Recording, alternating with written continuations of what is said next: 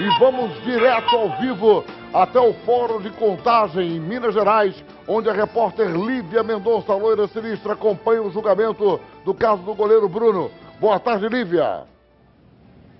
Boa tarde, Wagner. Boa tarde a todos. É um momento de muita apreensão aqui na frente do Fórum de Contagem. Neste momento acontece o debate entre os advogados. Mas antes disso, o seguinte, os advogados de defesa, eles requeriram, né, para os réus falarem novamente. A Daiane, então, falou, respondeu algumas questões. Ela entregou o policial civil, o Zezé, disse que ele estaria, sim, envolvido na morte de Elisa Samúdio. Então, por isso, a informação que a gente tem agora, que já foi solicitada, então, a prisão do Zezé. Esse mandado de prisão pode ser expedido a qualquer momento, Wagner. Outra coisa que aconteceu por aqui também foi durante o depoimento do Bruno. O Bruno sentou novamente ali no banco dos réus e ele acabou falando. A primeira pergunta da juíza foi se ele aceitaria falar com todo mundo. Ele disse que não, que por orientação dos advogados dele, ele só iria responder às perguntas dos advogados de defesa. O advogado dele, o Lúcio Adolfo, então fez a primeira pergunta. Você sabia que Elisa ia morrer?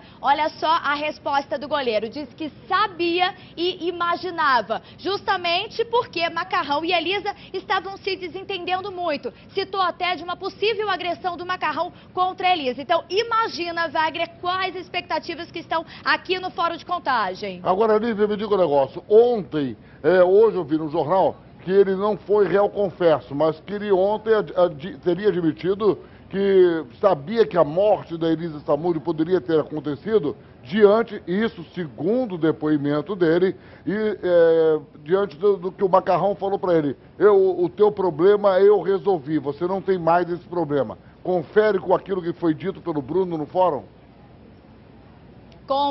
Confere sim. Vale ressaltar também que neste momento eu tive o privilégio também de poder estar lá dentro e presenciar o momento que ele confessa cada detalhe. Que ele fala, mais ou menos confessa, né? Que ele disse que foi no momento que estavam todos no sítio, o Macarrão, o Jorge, a Elisa e o filho deles, né, o Bruninho, eles saíram e ele entendeu que a Elisa ia para um táxi, ia para um ponto de táxi junto com o filho. Só que por volta de umas 4 horas depois dessa saída, era por volta de umas 10, 11 horas da noite, voltaram ao sítio Macarrão, o Jorge e o Bruninho, sem a Elisa. E ele começa a questionar, cadê a Elisa, onde está a Elisa? E aí o Jorge, ele estava muito apreensivo, muito nervoso e começa a dar detalhes de tudo que aconteceu com a Elisa. Ele disse que não sabia, mas depois que o Jorge falou dos detalhes, ele acabou acreditando. Você conheceu os detalhes, Wagner? Ele disse tudo o que aconteceu ali, que a Elisa foi esquartejada, que o corpo dela, então, que as mãos dela teriam ficado amarradas,